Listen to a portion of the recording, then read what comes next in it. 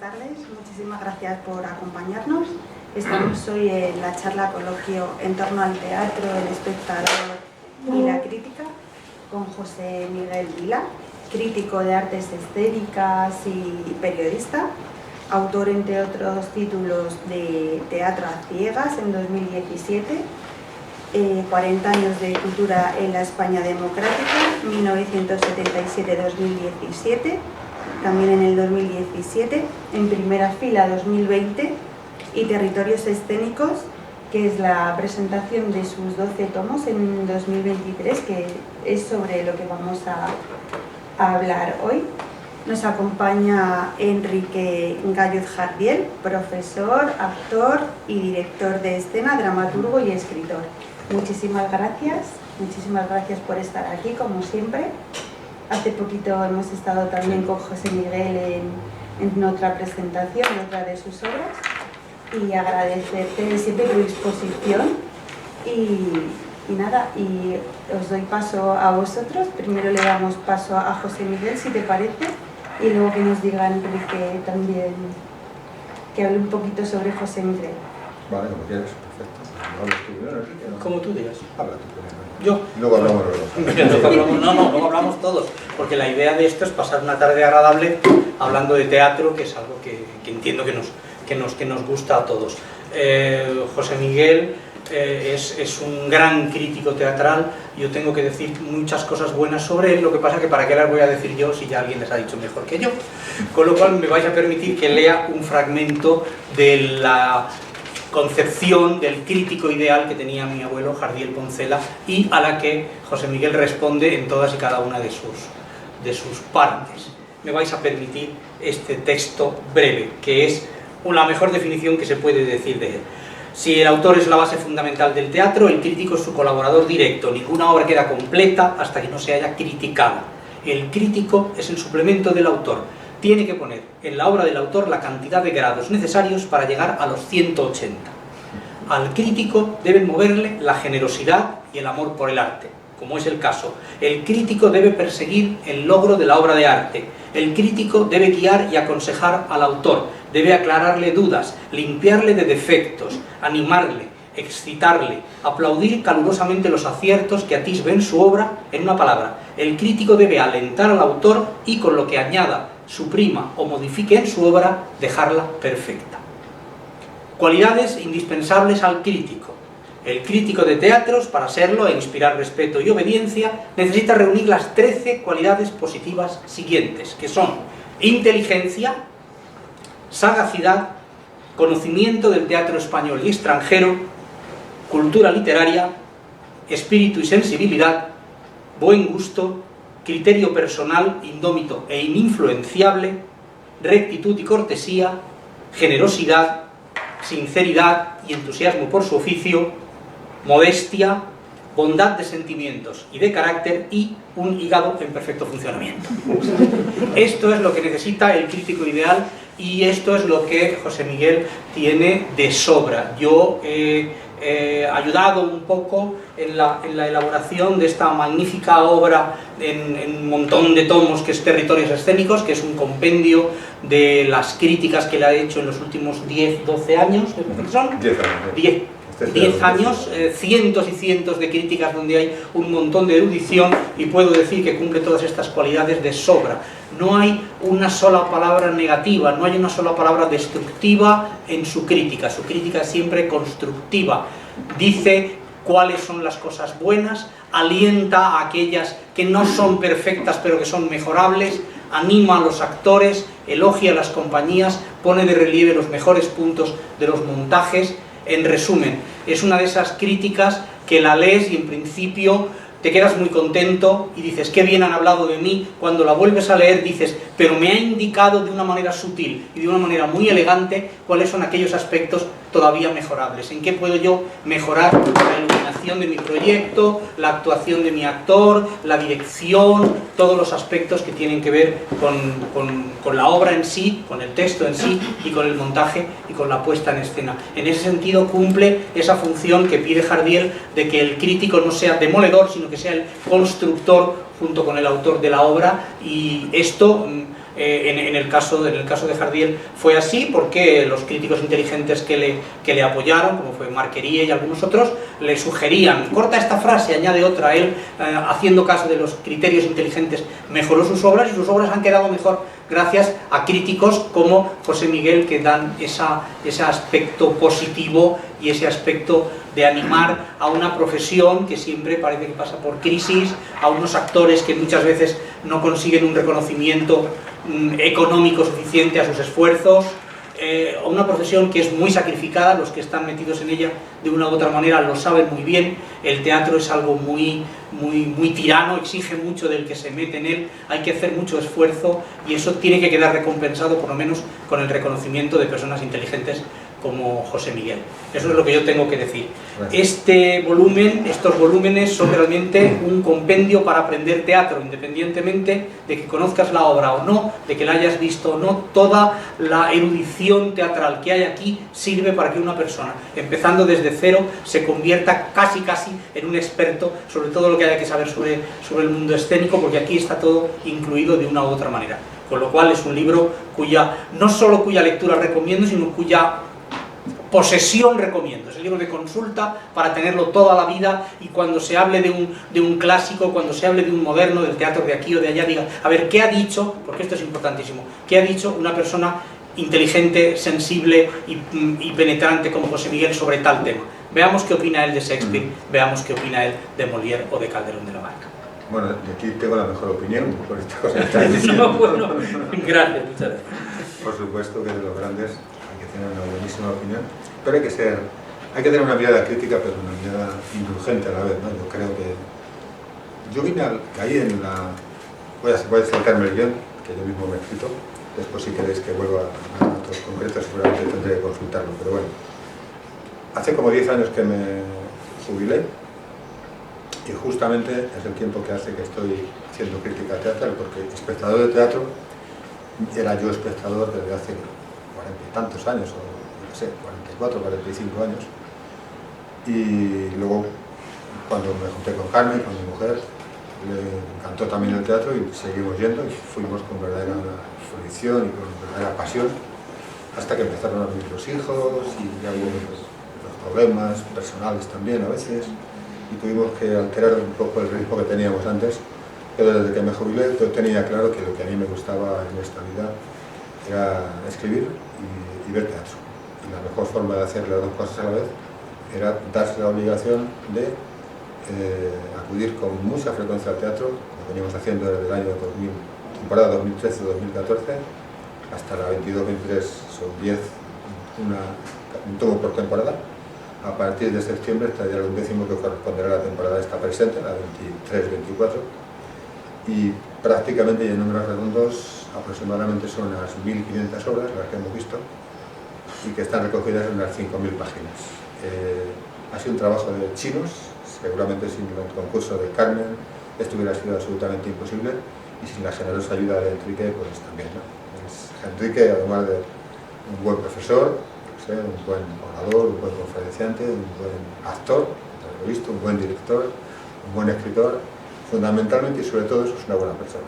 Y como buena persona, pues no le cuesta trabajo dar su tiempo, dar sus conocimientos y apoyar lo que cree que es de justicia hacerlo, ¿no? Bueno, pues desde 2013, finales de 2013, que por cierto, comencé con una obra, Un tirano banderas, que fue la primera obra que vi en Madrid cuando vine a estudiar. Cuando vine a la Facultad de Ciencia de la Información en el año 73, un tirano banderas del mismo director, Tamayo, con el que yo me inicié en el teatro, porque recuerdo perfectamente cuál fue la primera obra de teatro que vi en mi vida, con 17 años, Industria de Bohemia, de Valle Inclán, en el Teatro Bellas Artes, que dirigía José. Yo salía absolutamente perplejo, sorprendido, fascinado de lo que había pasado delante de mí durante hora y pico, que a mí me había parecido medio siglo, o yo qué sé, yo recuerdo todas las sensaciones que pasaron por mi cabeza y por mi corazón y por mi alma en aquella primera obra que tuve la oportunidad de ver. Y desde entonces me enamoré del teatro y a partir de ahí pues ya fueron todo tipo de obras, clásicas, no clásicas, de Vallejo, Marsillac, en fin, podía citar docenas y docenas y docenas de autores. Esa experiencia la conté hace como 4 o 5 años en un librillo que titulé Teatro a ciegas, porque ya empezaba a correrse la idea de que había un autor, había un crítico ciego entre los restantes críticos de la prensa madrileña, y la gente no creía que fuera así, ¿no? Hasta que un día dije, mira, voy a salir del armario y voy a decir que sí, que no pasa nada. Y esto no le da, por cierto, ni le añade ni le quita ningún tipo de valor a cualquier crítica, a cualquier juicio de valor que puede hacer en cualquiera de mis críticas. Da igual que veas o que no veas, cada uno utiliza los resortes, los recursos personales que tiene, ¿no? A mí me falta la vista, de acuerdo, pero a lo mejor me sobra la sensibilidad, o me sobra la escucha, o me sobra la inteligencia, me refiero con respecto a otros colegas míos, y al final lo que queda es lo que uno dice, y cómo lo dice, y por qué lo dice. Eso me lleva a otra situación. La historia del teatro es muy larga, es occidental al menos 2.000, 2.500 años, ¿no? La de la crítica no es tan larga. De la crítica se puede hablar en España al menos, quizás hace 2 siglos, 2 siglos y medio, algo así, ¿no? O sea que realmente somos muy jóvenes con respecto al arte frente al cual nos ponemos y tenemos la osadía de hablar, de dar razones, por supuesto, y de criticar, que es la palabra, ¿no?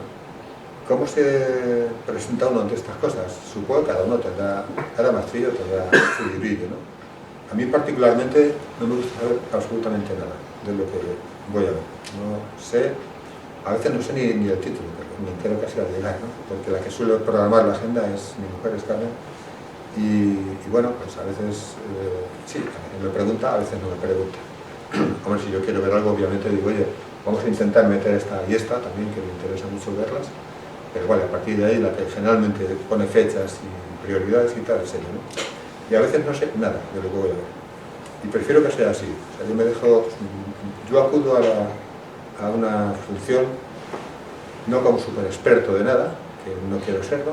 Yo no tengo ningún interés en que nadie me dé nada, ni me premie, o sea, no busco ningún tipo de reconocimiento más allá de la honestidad y la seriedad y el respeto con el que generalmente siempre trato a la gente que es capaz de subirse en el escenario, de dar lo mejor de sí durante 1 hora y media de las horas, que llevan detrás, y eso bien lo sé yo, como lo saben muchos de los que estáis aquí, horas, semanas, meses y a veces incluso años de trabajo. Claro, que un tío llegue ahí y en 1 hora y media sea capaz de decir lo que sea por las impresiones que le ha causado, a mí me causa mucho respeto y mido cada una de las palabras que digo, pero una detrás de otra, cada una de las palabras que digo. Al menos quiero que el respeto no falte nunca, ¿no? Una cosa me puede gustar, o gustar más, o gustar menos. Si me gusta mucho, no tengo ningún problema en decirlo, porque no aspiro ni a ser dramaturgo, ni a ser director de escena, ni a ser el galán, en ninguna de las obras que acudo a ver, no, para nada. A mí lo único que me interesa es ver teatro, disfrutar con el teatro, ¿no? Y sin embargo, si sucede lo contrario, lo que he visto en escena me parece una cosa infame, verdaderamente prescindible y tal, ese día no digo que sudo, que no duermo, tanto no digo, pero le dedico 3, 4 o 5 veces más tiempo a escribir la crítica de lo que suelo hacerlo habitualmente, que no me suele llevar más allá de 1 hora, 1 hora y media o algo así, no mucho más. Con las que no me gustan nada, dedico 4, 5, 6 horas. ¿Por qué eso? Porque no quiero hacer daño, pero al mismo tiempo lucho con la honestidad del que trata de decir lo que de verdad le ha pasado, y en la medida de lo posible creo que ayudo más a que está haciendo una obra de teatro diciendo lo que pienso, que no ocultándolo o utilizándolo y tal. Eso sí, no me gusta nunca, jamás lo he hecho, hacer sangre de nada, porque no me parece que sea mi función, ¿no? Mi función es juzgar exactamente, y en eso discrepo con tu abuelo, Enrique, exactamente lo que se me pone delante, no lo que yo hubiera puesto o lo que me hubiera gustado que hubiera añadido o que hubiera suprimido, etc. Yo no soy director de escena, no quiero serlo, y eso es lo que creo que me corresponde juzgar, ¿no? Hay algún autor, Oden, no sé si me parece que se llama, que viene a expresar algo parecido en alguna obra crítica sobre la crítica, ¿no? Y yo estoy totalmente de acuerdo con eso, porque lo que solo me quiero limitar a juzgar exactamente lo que voy a decir, ¿no? Bueno, he publicado otro libro, estoy en trance de hacer un tercero más, el otro se llama, el que quería hablar en concreto, se llama En primera fila. Se editó una editorial, por cierto, de aquí, de Gijona, que cerró como consecuencia de la pandemia. No sé si volverá a abrir en algún momento o no, pero vamos, agradezco a su directora la generosidad que tuvo acogiendo un libro como ese, que era un libro de entrevistas, de como 50 o 50 y tantas entrevistas, que quise ampliar después, porque hubo un aspecto que no incluí en el libro, y fue precisamente el teatro amateur, el teatro aficionado, y espero algún día completar el libro ese con una entrevista más que hice, precisamente con Enrique, y entonces sí que se quedaría absolutamente redondo, porque me junté con algunos, no cabían todos obviamente, pero sí algunos de los más importantes directores, actores, escenógrafos, dramaturgos y dramaturgas, todo por supuesto lo digo en masculino y en femenino. Trato de simplificar, no estoy muy de acuerdo con el asunto este ahora de ellos, ellas y tal, porque si no nos vemos aquí absolutamente locos, ¿no? Los plurales se hacen en masculino, salvo que sean más mujeres, que tampoco tengo ningún problema, es decir, nosotras. Si una vez estoy con 7 mujeres y estamos 2 hombres, pues vale, nosotras, no hay ningún problema, ¿no? Y bueno, con ellos, pero también con una regidora, con una taquillera, con una jefa de sala, con un espectador incluso, por supuesto que también iluminadores, bueno, todos los campos de actuación o de intervención en este oficio milenario y verdaderamente bello, duro también, pero bello, que es el oficio del teatro. Entonces esa es mi humilde pero constante, dura contribución diaria. Nuestra media de asistencia al teatro, Carmen también critica, pero lo hace de manera individual a través de Instagram. Semanal al teatro es quizás 4 o 5 de media, que a veces vamos a 6, a 7 e incluso alguna vez a 8 por semana. Otras semanas no vamos a ninguna porque tenemos que descansar, porque como todo hijo de vecino, las cosas hay que dosificar, ¿no? Y bueno, básicamente yo creo que la crítica, como decía Javier, es necesaria, cada uno entiende la crítica a su modo, yo severamente os he explicado cómo la concibo yo, y a partir de estos momentos yo creo que lo mejor es que, como sé que hay actores aquí también, entablemos creo que fructífero, espero que sereno y apasionado diálogo en torno a este arte, al arte de Thalía, que nos ha congregado hoy aquí. O sea que creo que no, aparte del principio, que es la última parte, el espectador es muy importante y el teatro desde luego es lo más importante y lo que nos mueve a todos. Así que si os parece oportuno y queréis, no sé, tratar de despejar alguna duda o conocer algún tipo de, como te lo montas, por ejemplo, algún tipo de mecanismo en el cual una persona que, como yo, no ve directamente las cosas como hablo luego después de temas con tanto detalle, no se los puedo contar. No hay una fórmula sola, por cierto, pero hay fórmulas también. Bueno, este acto está anunciado como charla coloquio, con lo cual la participación del público es importantísima. Si no mentiríamos, ya lo he dicho. Claro. Sí. ¿Quieres tú preguntar? No, sí, No, es que, yo esto que acaba de decir él, es que lo que eso, nos puedes, no sé, relatar cuáles son, digamos, las variables, sensaciones, es la voz. Me imagino, lógicamente, que la voz es fundamental, ¿no? Pero luego si es tu mujer o quien está contigo, quien te transmite... Claro, el teatro es un arte y es un arte complejo, no es sencillo. Bueno, Enrique nos está educando al grupo aquí y bueno, es una educación también compleja, con personalidades, personajes que luego transforman. Claro, el arte, como tú acabas de decir, es milenario, pero efectivamente una persona que como espectador no sé si nos puedes contar algo, lo que tú acabas de decir, ¿no? O sea, más ¿en qué te basas? Aspectos como la escenografía, el movimiento de personajes, claro, efectivamente, ¿no? Sí. Yo, fundamentalmente, obviamente, para mí es la voz lo que más cuenta, ¿no? Hay algunas empresas, pocas, algunas van creciendo, pero supongo que tardarán mucho en expandirse, que hacen lo que se llama teatro accesible, y es que te cuentan a través de un pinganillo que te colocas durante la función, pues ciertos aspectos previos, como las estás contando tú, la escenografía, por ejemplo, que es lo que está dispuesto sobre el escenario, y en algunas ocasiones incluso llegan más allá.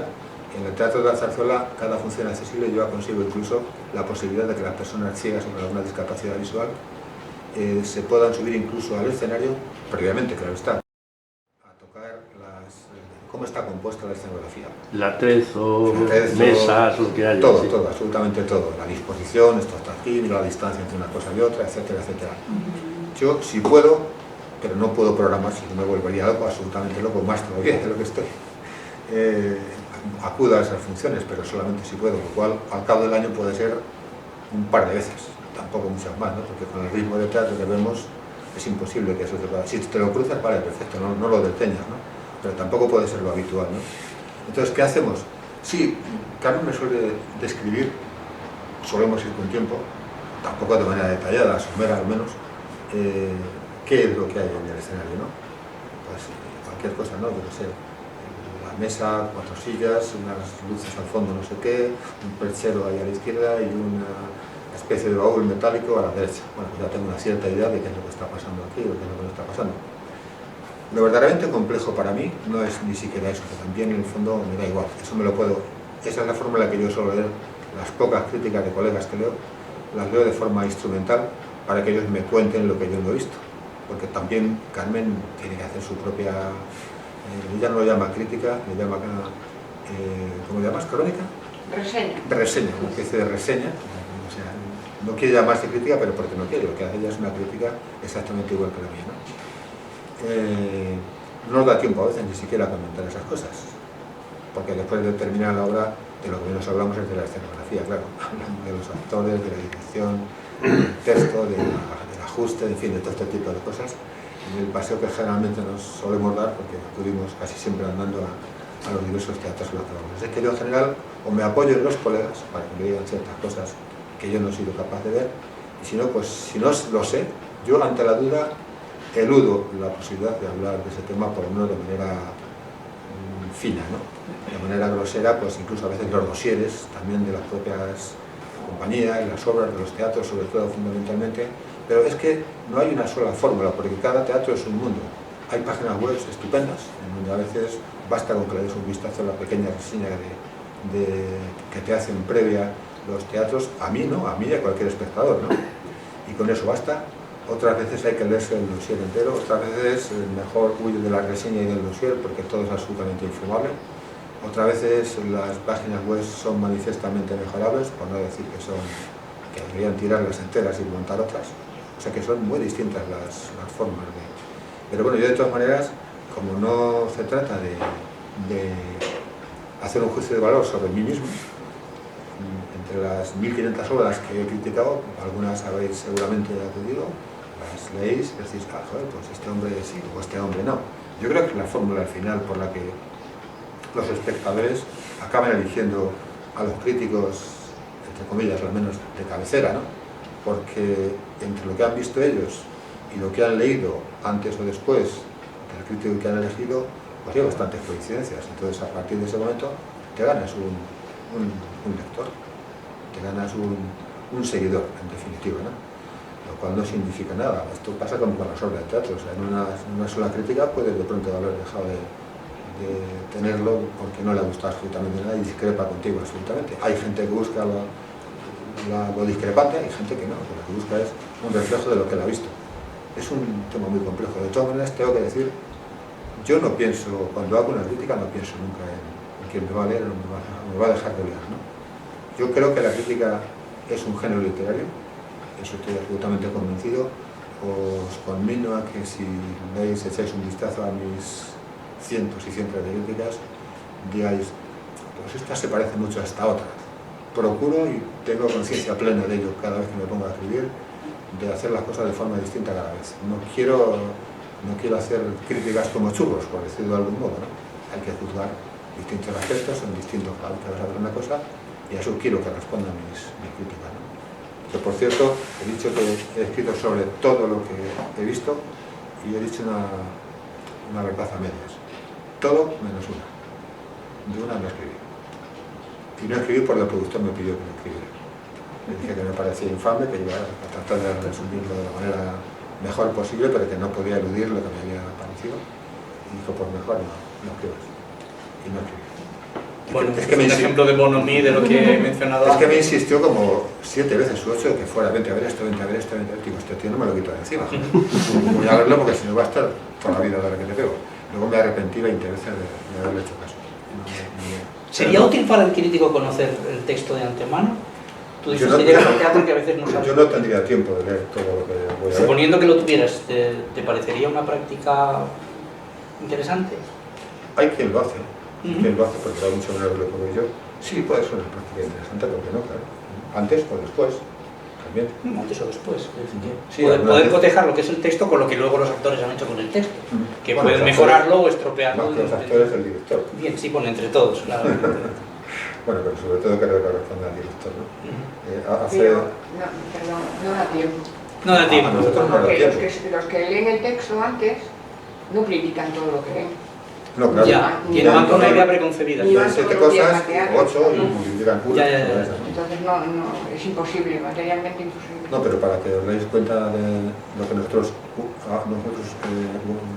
utilizamos, empeñamos, cada vez que vamos al teatro, así haciendo una media, pues yo creo que como mínimo unas 5 horas diarias le dedicamos al teatro, o sea, hora y media de función, o media, algunas duran 1 hora y cuarto, 1 hora, otras duran 12 horas, hemos visto, ¿no? Y algunas 24 horas, no acudir, pero puede haber acudido. Solemos ir andando, o sea, pone media que como mínimo 3/4 de hora para allá, 3/4 de hora para acá, 8 horas y media, 3. Y luego escribir la crítica o la reseña, como le llama Carmen, pues pone que por lo menos 8 horas y media o 2, pone de media, ¿vale? Pues, o sea que al final son 5 horas, o sea que no es que es un trabajo, realmente es un trabajo tan mal remunerado como el oficio del teatro, pero un trabajo igual que el teatro.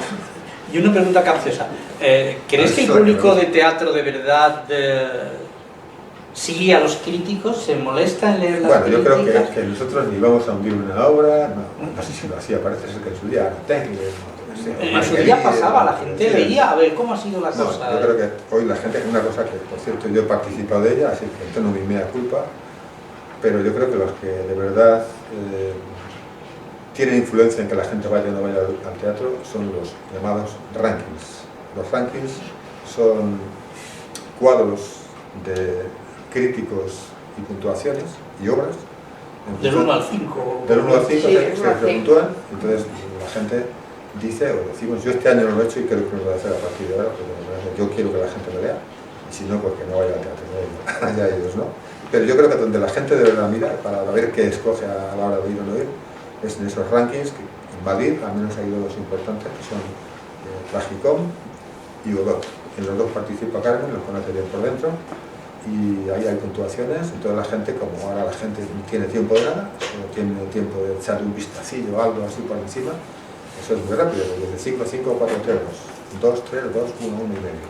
Pues voy a esto, no voy a esto.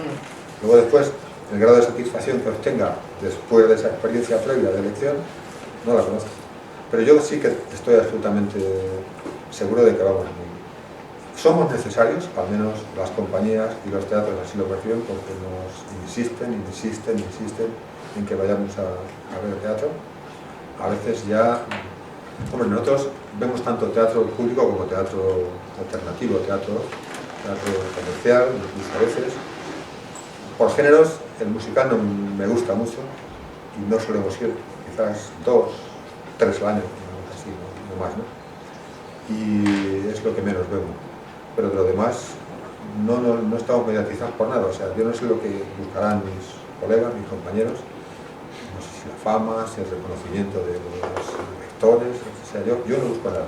Busco estar contento conmigo mismo y está satisfecho con lo que acabo de hacer porque responde o no responde a las sensaciones que he tenido, lo cual no significa que eso sea exactamente lo que es la obra.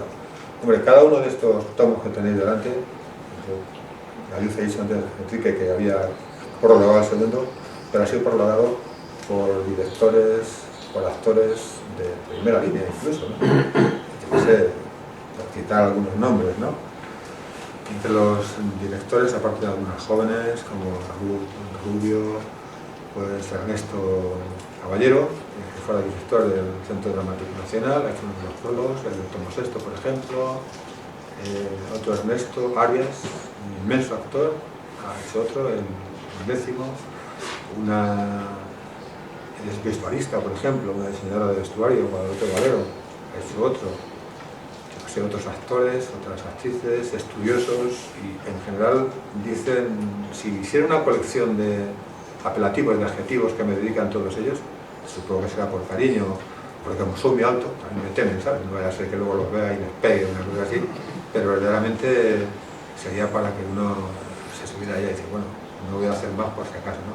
Creo que no está en lo cierto, o sea, les mueve la buena voluntad, sé que lo que dicen lo dicen de verdad, lo dicen sinceramente, pero yo no me lo muevo. Yo soy cartesiano, practico la lectura sistemática y no me hago mal de lo que vengo haciendo, que es de toda la vida. O sea que no sé qué decirte con esto de los... Sí. Creo que no, ni levantan obras.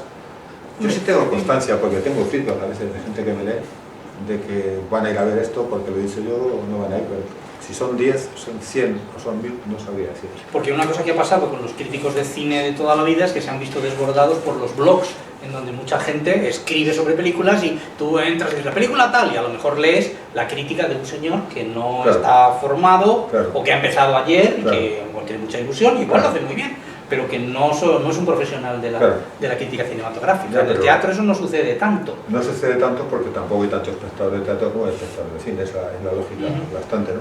Pero eso allá cada uno. Obviamente la gente es libre de escoger una cosa, de escoger otra. No sé. Nosotros, por ejemplo, que somos gente, como digo nosotros, porque Carmen y yo, aunque a veces insisto en tratar de romper el cliché, pero nos conciben como una sola persona. Somos como Sansón y Dalila o como te digas, ¿no? Carmen y José Miguel, y a veces piensan que es ella la que me escribe las críticas y yo soy el que elige.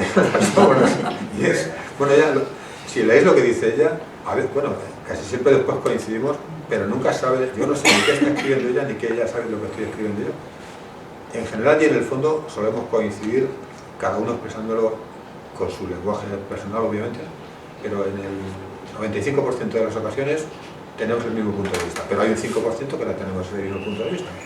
Bueno, pues hay colegas de blogs, como tú dices, y de, lo que sea, de redes o tal, que todo les parece maravilloso, tal, no sé qué es lo que están buscando, no lo sé. Yo, por ejemplo, digo siempre que no soy nada mitómano. Tengo amigos muy importantes como Enrique y no tengo ni una puñetera foto con él. Y como él no soy importante. Sí. ¿Tienes foto con Ernesto Caballero? Pues con Ernesto Caballero tampoco, con chicas guapas tampoco, nada. No tengo fotos con nadie, no quiero tener fotos con nadie. Me parece mucho más importante saber que yo les escribo un correo electrónico, les mando un WhatsApp o los llamo por teléfono y me lo cogen. Eso es que me parece que tiene importancia para mí, ¿no? Y eso me pasa con Enrique, me pasa con Ernesto Caballero, o me pasa con 100 o 200 personas de primera línea del teatro español, ¿no? Así es que, bueno, supongo que de algo les valdrá lo que hago, ¿no? Al margen de que yo le dé el valor que le dé o le deje de dar, o del mucho que le den los... Dos preguntas. Eso es para medir mi inteligencia, pero soy capaz de contestar a las dos del mismo orden. Dos preguntas.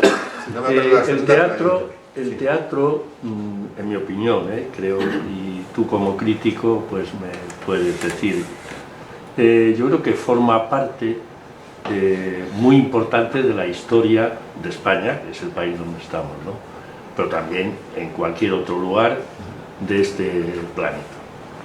Entonces, una de las preguntas, la primera es, a mí me hizo la prueba de las primeras veces, estaba haciendo la mili y me subí a un escenario, bueno, fue en Villaverde Alto, en el barrio, hicimos una obra de Alfonso Sastre, se llamaba el lugar donde mueren los mamíferos, me parece una pequeña obra, Chavales de barrio y tal. Luego ya un poco más en serio, junto con Jesús Bonilla, que ya es un actor, bueno, ya se ha jubilado Jesús también.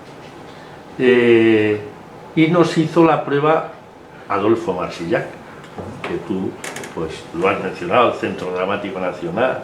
Sí, la Entonces, Nacional de Teatro Clásico. La pregunta es, de aquellos años, te hablo del 70, incluso antes por ahí, ¿no? El teatro de aquella época, del Centro Dramático Nacional y las obras que se representaban, como crítico, ¿qué evolución y en qué sentido, si ha sido constructivo, si ha sido identificativo con la sociedad, si ha sido reflejo en este país, el teatro de esos años al teatro de ahora? Tú has mencionado antes musical, que te gustaba y tal, ¿no? Que no me gustaba. Que no te gustaba, perdón. Me gusta, pero no me ha gustado. Ya. Bueno, pues de aquellos años, de Adolfo Marsillac, por poner un referente, Adolfo como actor y como director del Centro Dramático. Y luego la otra pregunta no tiene mucho que ver, pero en mi opinión tiene que ver. ¿Te parece que el teatro podría ser y formar parte de los contenidos, ser una asignatura en los planes de estudio en el instituto, incluso en las escuelas, donde los críos más pequeños pudieran interpretar? El otro día en la presentación con Enrique surgió este tema y me parece que es muy importante. ¿Cómo lo ves como crítico y bueno, como persona que haces y que sigues haciendo un seguimiento del teatro? Ya. Bueno, comienzo por esta última, eso sin duda, vamos, pero es que claro, todo el mundo piensa lo mismo. Los financieros piensan también que nos falta cultura financiera, por ejemplo, ¿no? O los ingenieros, pues cultura matemática. Ahora como hay que aprender matemáticas de género, entonces así, no sé si... Pero hay clases, en los contenidos, hay asignaturas de economía, de ingeniería y tal, pero una asignatura como tal de teatro, llámale X, no sé. Son optativas, también la música, por ejemplo, que también me parece muy importante. Sí. Yo creo que sí, que deberían obviamente de formar parte del currículum escolar, y no solamente en primaria, sino en primaria, en secundaria. Creo que hay bachillerato ya de artes escénicas, o sea que en cierto modo por lo menos el bachillerato ya lo recoge un poco, ¿no? En la universidad hay ya este año, por ejemplo, la Complutense ha ofertado también un grado de artes escénicas. Obviamente la universidad se dedica más a la investigación, a la interpretación, a la escenografía, etc. Pero también me parece importante que lo haya, ¿no? Y por supuesto hay escuelas superiores de arte dramático, prácticamente una en cada comunidad, y muchas escuelas de teatro aficionados, de privadas, ¿no? Quiero decir, de academias o tal privadas, ¿no? Y hay, yo diría que miles de alumnos de teatro, hay miles, o sea, el interés que está tomando por el teatro los estudiantes y tal es inmensa, es intensa, ¿no? Yo creo que están desbancando a lo que en mi época al menos supusieron las facultades de Ciencia de la Información. Yo soy periodista de formación y yo creo que de las escuelas de periodismo, que era lo que nos antecedía, a las facultades de Ciencia de la Información, si no multiplicamos por 10 el número de alumnos que había en cada facultad, pues no lo multiplicamos por ninguno. Y yo creo que todavía eso, bueno, se ha estancado ya, obviamente se ha estancado, pero nos ha quitado la supremacía, yo creo que precisamente las escuelas de teatro. Porque las escuelas superiores de arte dramático hay un número muy reducido de alumnos, la gente se pega codazos y más que codazos por poder entrar y no es posible que todos puedan entrar allí. Yo desde luego diría que sin duda ninguna los centros académicos que el mejor ratio profesor-alumno tienen y que con más medios cuentan, más incluso que las escuelas de ingeniería o que los laboratorios de medicina o de farmacia o de biología o de químicas o de lo que sea, son sin duda las escuelas superiores de arte dramático. Yo he tenido la oportunidad de visitar varias veces la RSAZ en Madrid y se queda uno absolutamente apabullado, pero absolutamente apabullado. O sea, grupos de alumnos de casi de 8 o 10 alumnos, cada uno con su sitio donde poder, bueno, biblioteca que te puedes morir, salas de ensayo que te puedes morir, un centro, o sea, un teatro verdaderamente, en fin, yo creo que sí, en definitiva. Y yendo a la primera parte, yo creo que el teatro no solamente forma parte de la historia cultural, sino de la historia sociológica y, si me apuras, hasta de la historia política de las naciones. Y por supuesto la nuestra no es tampoco ninguna excepción, ¿no? Respecto a lo de si es mejor el teatro de entonces o el teatro de ahora, yo qué sé, era mejor la sociedad de entonces que la sociedad de ahora, pues hay cosas mejores y cosas peores, como todo en esta vida, ¿no? Es verdad que los actores de entonces, no sé, estoy pensando en Bódalo, en González, en, ¿cómo se llama este que es? López Vázquez. López Vázquez, por supuesto, ¿no? Pero estaba pensando en José María Rodero. José María Rodero. Monstruos, absolutamente monstruos de la escena, ¿no? Es que te quedabas absolutamente de esa talla. Es difícil encontrar hoy actores, ¿eh? Es muy difícil encontrar actores, pero vamos, hay actores muy buenos, entonces cito alguno y puedo citar más, ¿no? Pero yo creo que lo que digo es que cada disciplina, incluso los deportes también, ¿no? Que era mejor Stéfano, Puskás, no sé quién, o era mejor Messi, no sé cuánto. Yo qué sé, es que depende, ¿no? Depende de la concepción. Tampoco se parece absolutamente nada al fútbol. Ahora, al fútbol, yo no soy futbolero, por cierto, ¿eh? Lo que pasa es que sí sigo de vez en cuando comentarios y cosas de estas. Eso, por cierto, si no lo habéis probado, son un somnífero estupendo. Con ellos me duermo estupendamente, vamos, ¿no? Me pongo cualquier programa deportivo y no duermo ni 5 minutos. Antes de los 5 minutos estoy durmiendo, ¿no? Así es que no sabría qué decir. Yo sí creo ahora, por ejemplo, que hay mucha profusión de dramaturgos, y muy buenos dramaturgos, jóvenes dramaturgos, teniendo en cuenta que la juventud ahora se estira hasta los 50 más o menos. Cuando yo empecé siendo joven y ya a los 21 dejaba de serlo, pero después se estiró hasta los 31 y ya yo tampoco llegué, y ahora ya creo que ni por 50, yo creo que ya soy joven hasta con 70 o 80.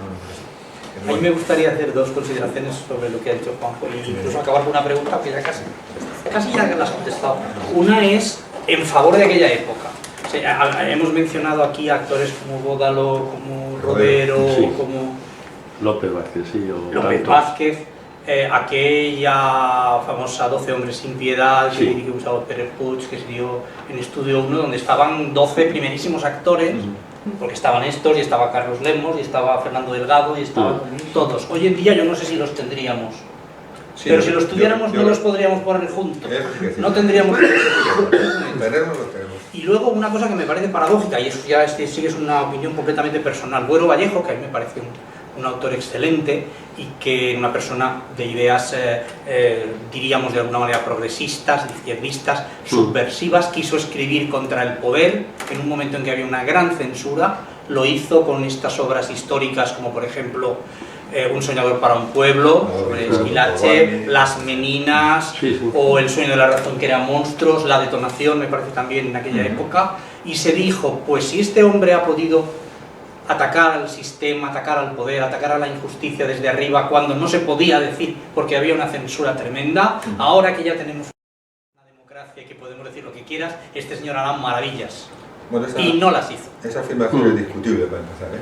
Bien, pues por eso he dicho que es una opinión completamente personal. Yo creo que no, que luego no mejoró o no mantuvo por lo menos esa misma calidad. Quiero decir que a veces las circunstancias externas negativas, como puede en este caso el constreñimiento que supone la censura, aguzan el ingenio, y cuando puedes hacer de todo, pues igual... Bueno, yo perdona un segundo, es que hablando de la censura, yo en un documental mío propio sobre Carlos Saura, que fue de esos directores de la época de Berlanga, bueno, y es curioso, él en la entrevista que le hicimos, larga y eso, el documental, está en la Filmoteca ya.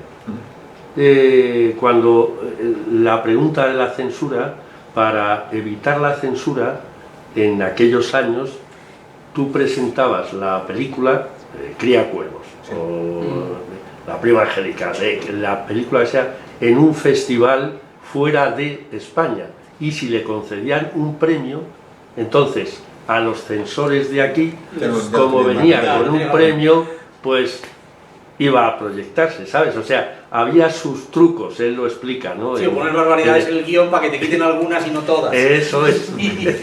Eso es, y en teatro pues pasaba igual. Claro. Te quiero decir, las obras que tú has mencionado, Sí, yo pues creo la que censura era... Yo creo que no hay censura, pero hay otra cosa que es peor que la censura, la autocensura. Sí. La autocensura, claro, Sí, claro. hay mucha autocensura, hay gente que no se sale de lo políticamente correcto, creo que eso está absolutamente reñido con el teatro. El teatro no puede ser políticamente correcto, porque si no acaba siendo un aburrimiento. O sea, hay que ser crítico, ácido y meterse con el poder. Pero no es fácil hacer eso porque no solamente tienes ya el poder frente a ti, sino que tienes las redes. Y las redes son verdaderamente crueles, a veces hasta sanguinarias. Y eso no se puede obviar, no se puede evitar. Hay gente que lo hace de forma heroica, incluso diría yo, con mucha inteligencia, mucha inteligencia, y que sigue haciendo lo que quiere hacer y lo que cree que tiene que hacer, independientemente de que luego pues, haya reacciones o no haya reacciones, ¿no? Pero, no sé, como digo, cada arte es fruto de su tiempo, ¿no? Y en este tipo las condicionantes, más que en la censura oficial, están en la autocensura y en la censura pública a través de las redes, ¿no? Que no sabemos quién la crea, quién dice Bueno, de esto no se puede hablar. Es que generalmente en las redes quien habla, y especialmente habla de manera cruel contra alguien, lo hace escondido, detrás de un nickname que se llama ahora, de un sobrenombre. Sí, pero ¿quién inicia la tendencia? ¿Quién dice este tema es tabú? Sobre esto no se puede. Ahí está la cuestión. Bueno, pues sí, tenemos una pregunta que está vinculada a esto. Sí, bueno, yo quería aprovechar la pregunta que ha hecho Juanjo, ¿era? Sí, sí. La pregunta que ha hecho Juanjo para pedirle consejo al ponente sobre una situación. Me refiero a la pregunta que ha hecho sobre la relevancia o no de incluir como asignaturas. Justamente si yo trabajo como profesora en una facultad de magisterio. No parece que los currículos de primaria vayan a ir por ahí, pero sí que cada vez más hay más formación a los maestros en asignaturas de, por ejemplo, nosotros tenemos dramatización en la escuela y una serie de cosas. Precisamente mis compañeros de dramatización en la escuela son unos intensos, tienen una revista digital que se llama El Pequeño Espectador, que es de crítica literaria de teatro infantil y juvenil, y no paran de pedirme que haga yo una reseña de algo para lo que no estoy cualificada en absoluto. Que me la piden a mí, que no la haga. El consejo que yo quería pedir era, o bien, si me pudieras decir por dónde empezar, o una argumentación fundamentada que yo pueda hacerles para decir, mira, no, es que para ser crítico hay que saber mucho más que esto, por favor, dejadme en paz y llamad a este señor que sabe muchísimo. Hay que tener un hígado en buenas condiciones. Claro, un hígado.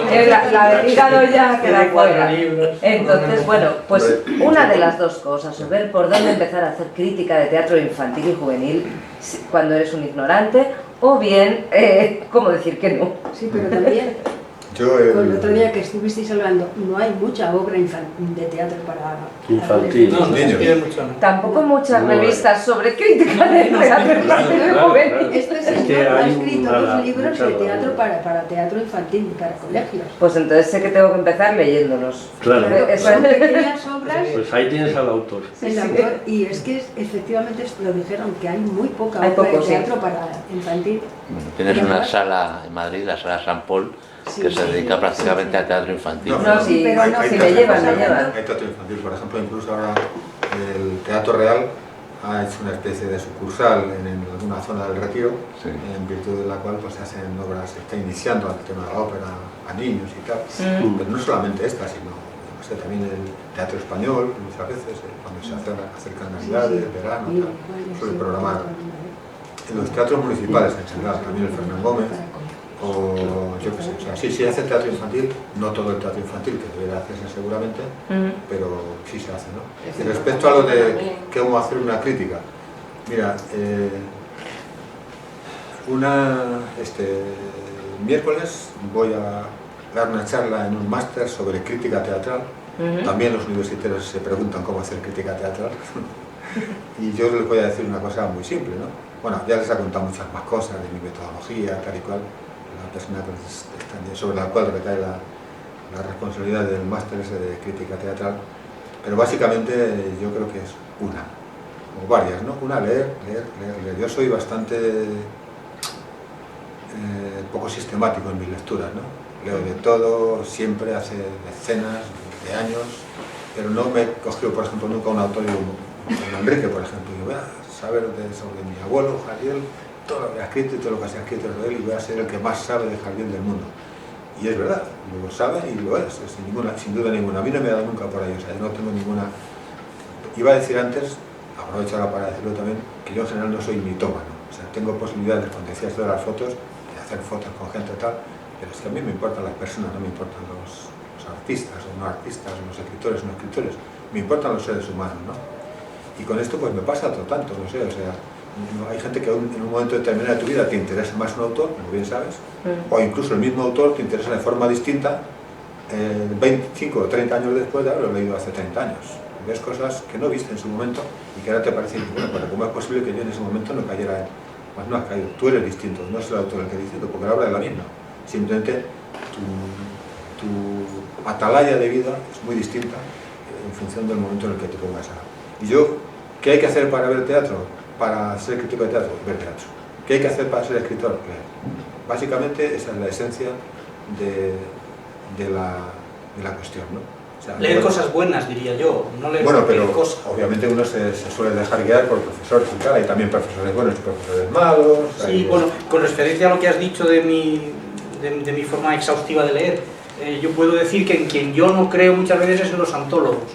En esos señores que te dicen que lo que tienes que leer de Lope de Vega es Fuente Ovejuna y que lo que tienes que leer de Calderón es La vida del sueño y El alcalde de Zalamea y ya está, y que no tienes que leer nada. O peor todavía, porque Fuente Ovejuna, una parte de Fuente Ovejuna. Una parte de Fuente Ovejuna, porque Fuente Ovejuna es una obra excelente, pero es la obra de Lope de Vega que menos se parece a las otras obras de Lope de Vega. Es una obra anómala, en donde la estructuración de los personajes y de la historia es muy distinta. Entonces yo, buscando entre las obras menos conocidas de los autores muy conocidos, he encontrado perlas, el fango, maravillas, obras que son tan buenas como aquellas que se dicen que esta es la mejor. Con lo cual yo, cuando un autor no me gusta, prescindo de él, pero si me gusta intento leer todo y encuentro realmente maravillas. Sí, pero es otra manera de leer y sobre todo releer. Decía Wilde que un libro que no puedes leer varias veces no merece la pena que lo leas ni una sola. Claro. Entonces al cabo de los años lo vuelves a leer y el libro es distinto porque tú eres distinto. Claro, tú eres distinto. No, pero yo lo que sí les aconsejaría a los alumnos que están interesados en ese tipo de crítica analítica es que no esperen a ser eruditos para ponerse a escribir una crítica, si no, no van a hacerlo nunca. Yo no soy erudito, yo sé un poco de todo, soy aprendiz de todo y maestro de nada, eso sí es verdad.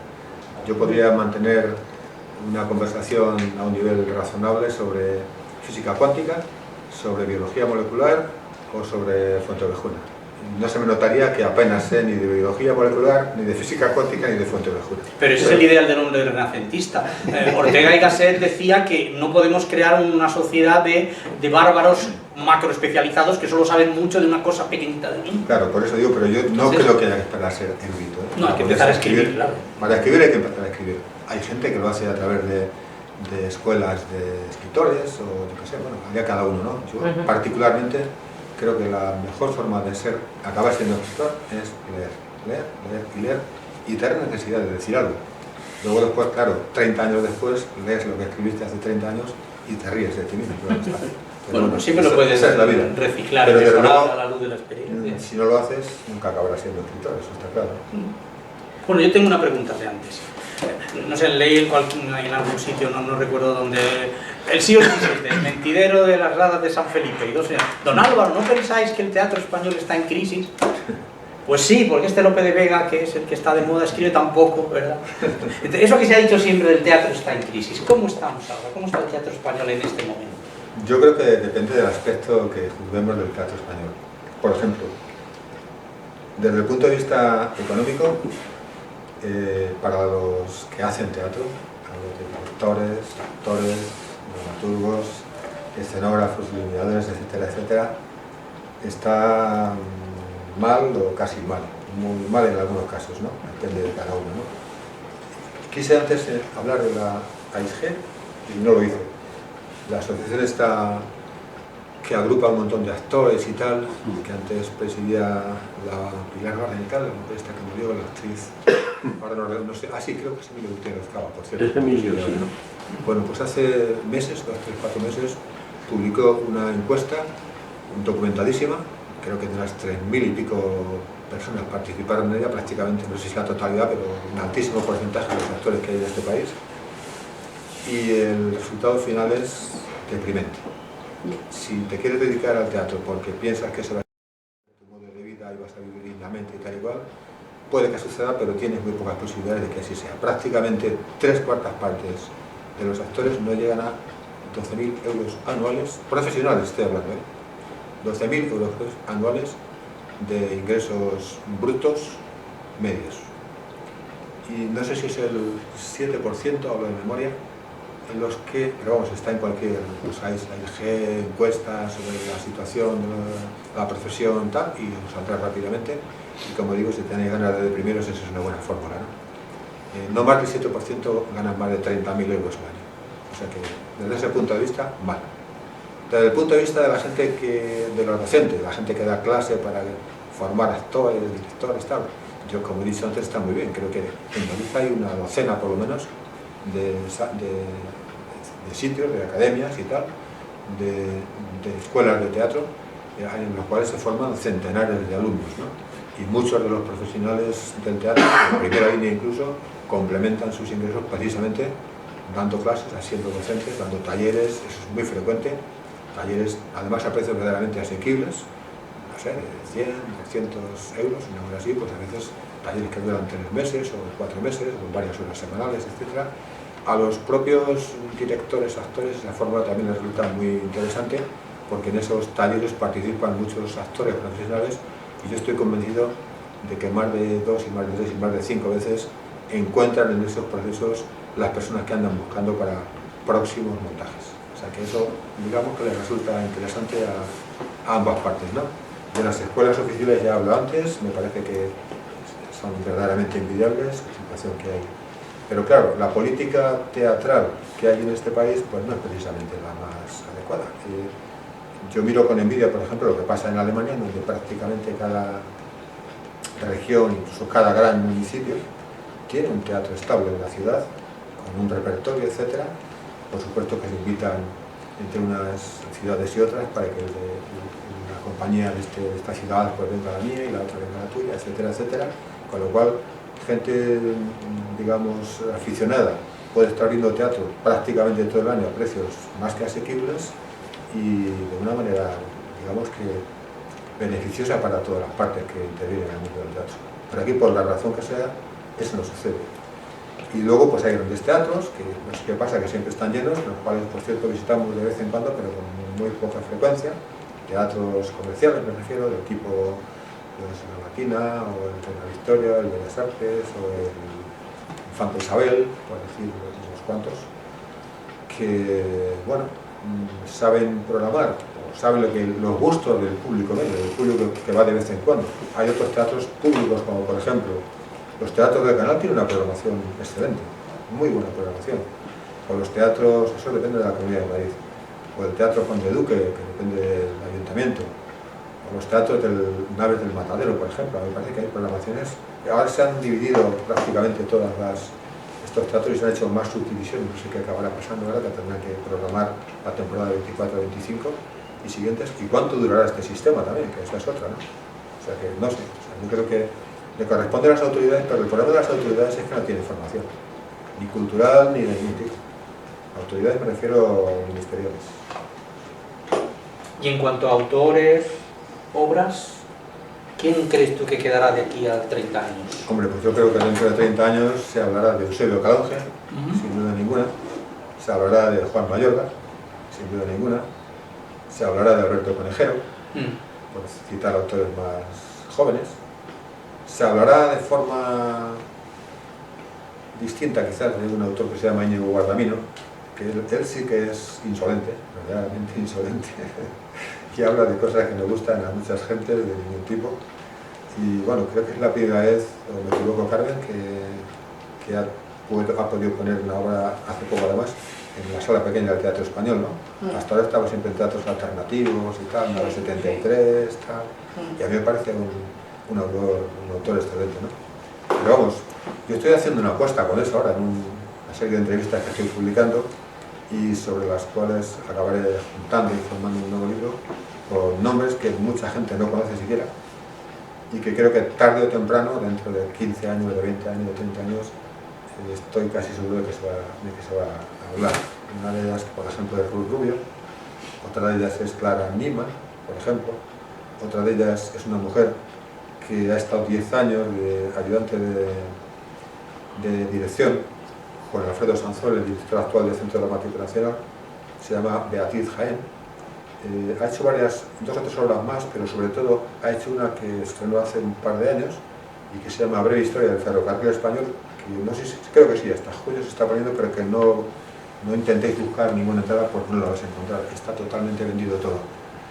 La entrevista con ella, por cierto, probablemente la publique esta misma semana, por si queréis estar al tanto, ¿no? Y Beatriz Jaén me parece una tía, tendrá unos 35 años, una cosa así, parece que tiene menos, parece que tiene 25, pero tiene ya, lo digo, 25 de experiencia.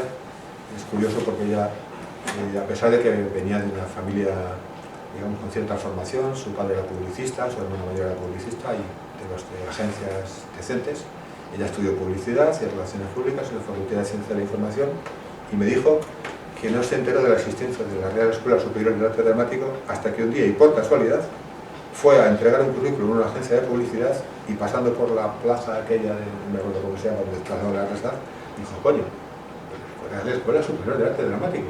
Pasó allí, se enteró un poco, bueno, al año siguiente, después de terminar publicidad, se matriculó en dirección dentro de la escuela y bueno, ha estado aquí ya 10 años trabajando como, vamos, iba viviendo el teatro. Me dijo exactamente, que creo que es como voy a titular la entrevista, dice que tengo la suerte de vivir o mal vivir del teatro. Y es verdad, que muy poca gente puede decir eso, y menos con esa edad. Más preguntas, por favor. Sí. Sí, yo que habéis hablado antes de la calificación de las obras de teatro actualmente. Los rankings, ¿no? Los rankings, ¿no? Sí, los rankings, exacto. Que ahora mismo, ¿sabes? Del 1 al 5 y eso es muy frío. Yo creo que es peor todavía. Ahora están son los likes o los dislikes, que es peor todavía incluso. Yo conozco gente, sobre todo los jóvenes, que miran directamente, ¡pum! Tienen muchos likes y se atreven a ir a lo loco a ver pues esta obra de teatro o esta película. Bueno, pero la dan una vez. Dos, que la dan una vez. Dos no creo que utilicen ese sistema. Cuando vean que dicen, pero bueno, ¿esto qué es? Si salen de ella absolutamente escandalizados, no creo que van a utilizar ese sistema. No, pero, pues, por ejemplo, me cuentan actores que sucede a la hora de contratar, que muchas veces contratan a un actor no por su currículum o por el casting como lo haya hecho, sino por el número de seguidores que tiene, con la idea errónea de que un señor que tenga 1000 seguidores en no sé cuál red, esos 1000 señores van a ir a verle el teatro en la obra, cosa que luego no es así. Ese señor al que contratas con ese criterio, ya hasta que la función no acaba, sigue ahí, sea bueno o malo. Hombre, o sea, que ahí el hecho de voy a ver una obra y no repito, si los likes me engañaron, en el caso de haber contratado a un actor y ya tenerle contratado y que haga una película y que esté ahí. Yo creo que ese criterio lo utilizan más los productores a la hora de montar obras, ¿no? Por ejemplo, el Festival de Teatro de Mérida básicamente está montado así. O sea, gente que es conocida porque participa en series, y las cojo, tengo un nivel medio alto digamos, artístico y tal, y me aseguro de que miles de personas van a venir durante varias jornadas, no sé cuánto dura, un mes o algo así, a llenar el Teatro de Mérida, que no es ninguna tontería. No sé cuántos caben allí, que habrá 4 o 5 mil personas fácilmente, ¿no? Entonces, es entendible, ¿no? Y luego esas propias obras tienen gira después y una extensión en el propio teatro del director del Festival de Teatro de Mérida, que es el director de Pentación y que a su vez es el propietario del Teatro La Latina, por ejemplo, ¿no? Y allí pues seguro que se aseguran durante una temporada que va a haber, es un criterio, no es el único obviamente, ¿no? Pero hay otros que se buscan exclusivamente por temas culturales y así pasa, claro, hay teatros que a mí me parecen que tienen un nivel muy bueno, altísimo, uno en concreto, por ejemplo, que se llama Nave 73, que está en el cogollo de Lavapiés, Embajadores, tal y cual, y que ya ha anunciado ahora, a estas alturas de año, que no saben si van a poder llegar a diciembre, tienen que buscarse la vida y ya veremos si son capaces de buscar una fórmula verdaderamente imaginativa y tal para poder seguir sobreviviendo. Y ese teatro tiene incluso escuela de teatro, precisamente la que dirige Grumelot, la compañía de Grumelot, que la forman dos que he citado anteriormente, Carlota Gaviño e Íñigo Rodríguez, claro, ¿no? O sea que a pesar de eso incluso tienen problemas de seguir adelante. ¿Querías decir algo más? Sí. Ay, perdón, te corto. No, te he cortado yo. Sí, bueno, añadir más que lamentablemente ahora mismo, tal como vamos a lo rápido, ¿no?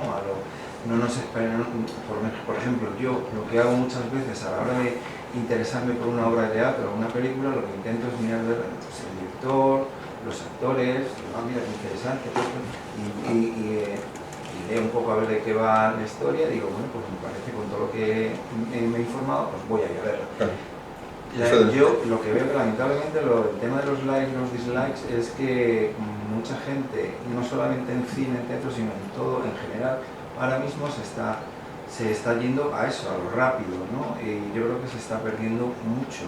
Sí. Y pregunto a un profesional como tú, ¿crees que nos estamos perdiendo algo muy interesante con esta, dejándonos llevar por la rapidez, por el instante, lo rápido?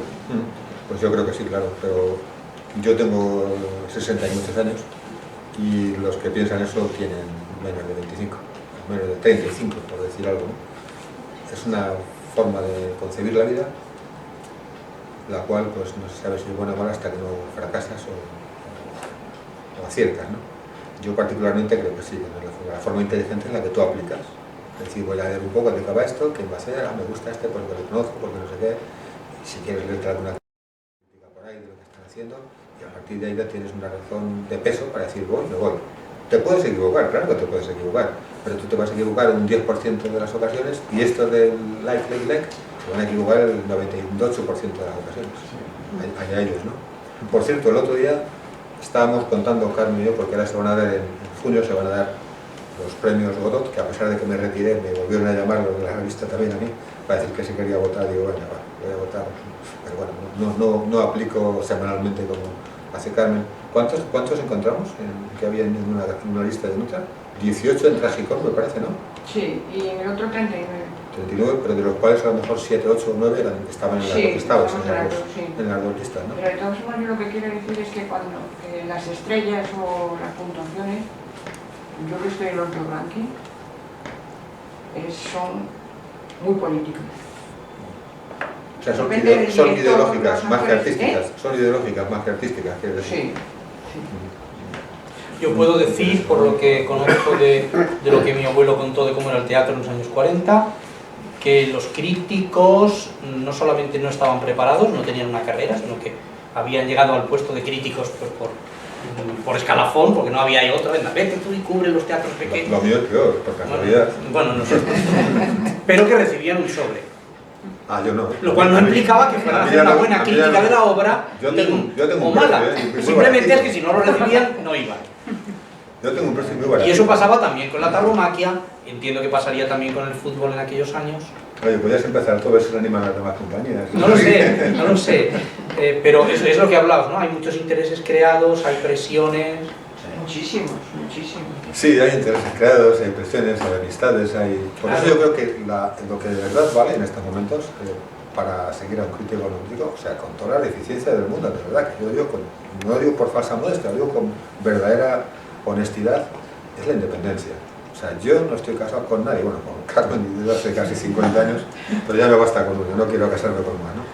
Y no, o sea, yo de verdad trato de ser independiente, bueno, soy independiente y trato de ser ecuánime y objetivo, o subjetivo con mi subjetividad, punto, que valga lo que valga, no lo sé, pero a mí no me han soltado nunca un sobre, por cierto, en el periódico donde llevo colaborando hace 10 años, 10 y pico, no me han quitado jamás ni una coma de lo que yo digo, dejo de decir, no me han indicado jamás, eso sí, cuando alguien quiere que vaya a alguna cosa y no consigue dar conmigo directamente, que estoy en internet y tengo página propia, pero bueno, por la razón que sea no dan con ellos, prefieren que sea de otro día, se lo escriben al periódico y el periódico me lo manda a mí. Oye, toma, que te piden esto, que a ver si puedes acudir a esta tal. Yo si quiero voy y si no quiero no voy. Y en general, no suelo ir, es una cosa que hay que aprender a hacer, cuanto antes mejor, a decir no, porque si no es una especie de marioneta en manos de los demás. Tienes que ir a lo que te interesa y después de todo eso, si te quieres dejar guiar un poco por los siglos de marzo y por el destino y tal, pues vas y ya tendrás tiempo después de arrepentirte, que lo tienes. Algunas veces hemos visto cosas que dijimos, Dios mío, por eso me había ocurrido esto. Pero bueno, tampoco está mal. O sea, a veces hay que ir un poco más a ciegas todavía y a ver qué pasa. Hombre, relativamente a ciegas porque vas a salas donde sabes lo que más o menos se programa, pero bueno, a veces tienes expectativas erróneas de lo que vas a ver y bueno, tampoco pasa nada, ¿no? A veces teóricamente pleno conocimiento previo de causa, también te equivocas, menos veces obviamente, pero también te equivocas.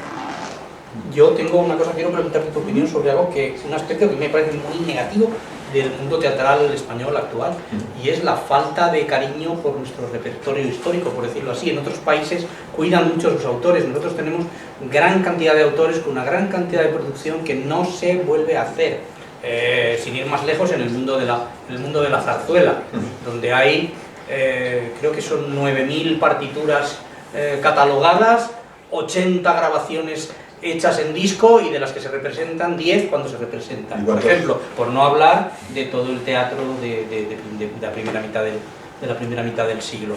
¿Te parece que estamos fallando ahí o realmente es un teatro que ya está periclitado y que no merece la pena recuperar? Si el teatro es de minorías, la zarzuela es de más minorías todavía, yo creo, y la ópera ni digamos, ¿no? No hay tantas compañías de zarzuela, algunas hay, en Castilla-La Mancha, por ejemplo, algunas de aficionados, y que con cierta frecuencia en la Solana, en el propio Almagro. Bueno, ¿no debería el Estado de alguna manera preservar ese patrimonio? Debería, sí. Pero bueno, dime por favor un solo gobierno en los últimos 50 años que tú creas que se toma en serio la cultura. No lo puedo decir, claro, es que no, ni yo ni nadie. Es que no lo hay. Es que no lo hay ni de derecha, ni de centro, ni de izquierda, ninguno. Absolutamente ninguno. Entonces, otros países es porque tienen menos, por lo que cuidan más lo poquito que tienen, y nosotros hemos tenido un despliegue de... Yo no conozco ningún país que esté destruyendo tan bien su propio país como el nuestro, ¿no? O sea, un país, es que a mí no me digáis que no es una cosa extraña, yo no soy nacionalista, vaya por delante, pero un país, tú vas a Alemania, a Estados Unidos, a Argentina, a Australia, a África del Sur, os digo un país de cada continente, y en ninguno de esos países pasa nada porque la gente tenga colgado, por supuesto, en los sitios institucionales la bandera. Aquí es complicado. Cuando no arriesgado, pues más todavía. O sea, un país en donde es imposible tomar la propia bandera como símbolo de unión de toda la gente que integramos un país tan diverso como es el nuestro, ¿no? Pues yo creo que es el único país del mundo en el que sucede esto, no hay otros. Sí, son consideraciones políticas, pero yo me centro más en la preservación del patrimonio cultural. Es que la preservación del patrimonio cultural está muy vinculada a la política cultural, a mi juicio. Son los que realmente tienen, porque tú puedes hacer lo que quieras. Tú como director de teatro puedes montar una cosa, puedes montar otra, hacerlo en un sitio, hacerlo en otro, y no hay ningún tipo de problema. Pero lo que de verdad se nota es lo que hace un gobierno, a través de incentivando que esto se vea así, ayudando económicamente, por ejemplo, a las compañías, etcétera, etcétera, ¿no? Y eso es lo que me parece a mí que no se ha hecho en los últimos... la democracia, desde luego, no lo hace nadie, porque desde el punto de vista partidista lo lógico sería que un gobierno de un signo favoreciera a los autores, por decirlo así, que eran también de ese signo, ¿no? Y que, yo qué sé, pues que un político de sesgo monárquico pues favoreciera a los autores que eran muy monárquicos o viceversa, y no a los otros, que eso estaría mal, pero de alguna manera alguno se preservaría. Y no está sucediendo ninguno. Aquí yendo a los hechos, a las opiniones, por ejemplo, se puede constatar que los gobiernos de izquierdas, como es el actual, en los centros nacionales de teatro, Centro Dramático Nacional, Instituto Nacional de Artes Escénicas, Compañía Nacional de Teatro Clásico, etc., siempre nombran a responsables de esa línea ideológica. Con los de derecha, sin embargo, no suele pasar eso. Hay gentes, por ejemplo, en el Teatro de Madrid, a Juan Carlos Pérez de la Fuente, cuando entró Manuela Carmena, le faltaron horas para quitarse del medio, y lo quitó del medio. Y sin embargo, la Comunidad de Madrid o el Ayuntamiento de Madrid han mantenido a gente de reconocida trayectoria política de izquierdas al frente de organismos o de, no sé, por ejemplo, Alberto Conejero, el autor que cité antes y que me parece uno de los que van a quedar, ha dirigido ¿cómo se llama esto? El Festival de Otoño durante 4 o 5 años. 3 o 4 años me parece que ha sido, ¿no? Lo han quitado al final, vale, pues lo han quitado y ya está, ¿no? Pero yo creo que sí, hay gobiernos de derecha que sí que confía en gente de izquierdas para llevar adelante, yo que sé, ¿cómo se llama? En el Teatro Fernán Gómez ha estado dirigiendo en los últimos años con el gobierno del Partido Popular en el Ayuntamiento Laila Ripoll. Puedo dar algún nombre más, por ejemplo, ¿no? En el Teatro de la Abadía, Carlos Aladro también, que al final lo acabaron sustituyendo también precisamente por Juan Mayorga, ¿no? En fin, la política tiene mucho que ver. ¿Más preguntas? Aprovecho que creo que hay 2 representantes políticos en la sala de ambos campos. Exactamente. Yo hace 2 años vivo en Quijorra, pero creo que es así. ¿Podrías ponerte 3 líneas generales de actuación política, aunque solamente fuera así a nivel comarcal, municipal, provincial, para hacer del teatro, pues efectivamente, patrimonio de todos y que no se pierda? Una muy fácil. En este pueblo creo que es difícil. No, pero hay una que es muy ¿Es fácil. muy fácil o muy Que es difícil. Es difícil. Que llevamos solo 2 años, no sabemos todavía la fontanería. A mí me parece que hay una muy fácil, ¿no? O sea, yo no voy a darle consejos a Virginia, de la cual me considero amigo, desde que me vine aquí al pueblo, he sido bien tratado por ella, me ha ayudado incluso hasta, no ella, por ser ella, sino yo diría que el consistorio municipal en pleno, en la época del COVID, por ejemplo, que a mí lo que me importa, como dije antes, son las personas, más que los signos, las afiliaciones políticas de las personas, y a mí me han demostrado en todas las ocasiones, en muchas ocasiones, perdón, que son buena gente, muy buena gente, y que no te piden el carné o la partida de nacimiento porque yo no nací en Quijorra, no. Pero yo creo que hay esta sencilla, muy sencilla, y que cualquier gente inteligente es lo que procura hacer, ¿no? Preguntar al que sabe. O sea, no tiene por qué saber todo el mundo de todo, pero sí tiene que saber elegir a la gente que colabora con ellos y que tienen que hacerles caso, ¿no? Yo, por ejemplo, durante bastante tiempo he estado director de comunicación en algunos sitios y hay gente que me ha hecho caso y hay gente que no me ha hecho caso. Y tanto en un caso como en el otro, ninguno sabía de comunicación. Entonces, ¿quién es más inteligente? ¿El que hace caso a uno que sabe de lo que va el rollo? ¿O a alguien que no te hace caso, te pregunta para hacer lo contrario de lo que dices?